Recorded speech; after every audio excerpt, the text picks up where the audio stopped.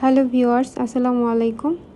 রূপা bright dental care থেকে চলে আসলাম নতুন একটি ভিডিও নিয়ে আপনাদের মাঝে। তো আজকে যে টপিকটা নিয়ে কথা বলবো সেটি তো আপনারা দেখতেই পারতেছেন যে এই আপুটির এই ফাঁকা স্পেসের জন্য আপু আমাদের ভিডিও দেখে এখানে আসছিল। তো আপু আসছে উত্তরা থেকে। আপু কোথা থেকে আসছেন?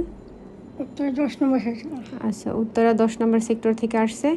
সো হচ্ছে আপুটার কাজ অলরেডি মানে আমরা স্টার্ট করে দিয়েছি। তো ভাবলাম যে এই কাজটা আপনাদের সাথে শেয়ার করা যাক।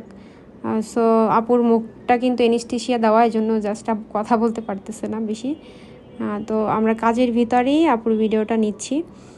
তো তো আপু চাচ্ছে যে আপু কিন্তু কোরবানির পরে কিন্তু আপুর বিয়ে। তো আপু চাচ্ছে যে কোরবানির আগে, আজকে কয় তারিখ? 11 তারিখ। তো আপু চাচ্ছে যে কোরবানির আগে তার কাজটা কমপ্লিট করে দিতে, এবং মানে আপু চাচ্ছে যে এই যে তার ফাঁকা দাঁতের যে ট্রিটমেন্টটা, এটা সে পার্মানেন্ট একটা সলিউশন চাইতেছে, যেটা সারা জীবন থাকবে। আসলে এটা ফাঁকা হচ্ছে আপুর ছোটোবেলায় যে দাঁতটা পড়ে গেছিলো, মিল্ক টিথ, দুধ দাঁত যেটাকে বলা হয়। সো ওইটা পড়ে আর উঠে নাই, ওটা পড়ে আর উঠে নাই না আপু? বলেন। হ্যাঁ, ওঠে নাই। হ্যাঁ, ওঠে নাই। তো আপু আমাদের ভিডিও দেখছে যে এই কোয়ালিটির কাজ আমরা করে থাকি।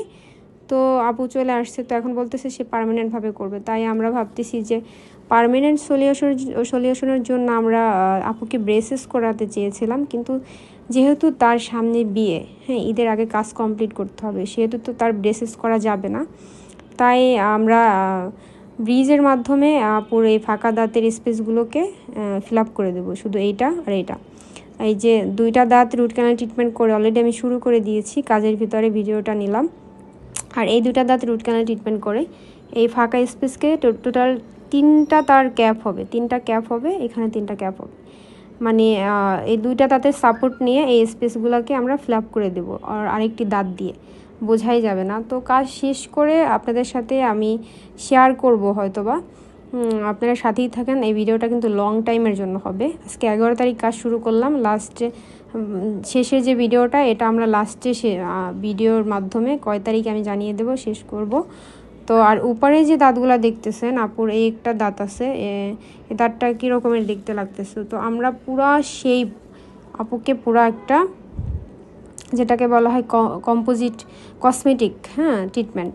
কসমেটিক ট্রিটমেন্ট হচ্ছে আপনার দাঁতগুলোকে শেপ অনুযায়ী, মানে শেপ করা একটা সুন্দর, যেভাবে ক্লোজ আপ অ্যাড দেয় দেখতে, আপনারা সবাই দেখছেন যে কীভাবে কত সুন্দর ন্যাচারাল দাঁত থাকে। আমরা আপুকে কম্পোজিট ভেনিয়াস ট্রিটমেন্টের মাধ্যমে সেরকম একটা শেপ দিব। তো আজকে হয়তোবা কম্পোজিট ভেনিয়াস ট্রিটমেন্টটা করে দিব, কিন্তু আপুর ঈদের আগে আমরা এই কাজটা কমপ্লিট করে আপনাদের কাছে নিয়ে আসব। তো আজকে শুধু আমরা কম্পোজিট ভেনিয়াস ট্রিটমেন্টটা করে দিই ফাঁকা স্পেসের, আর এইগুলো হচ্ছে পার্মানেন্টের জন্য।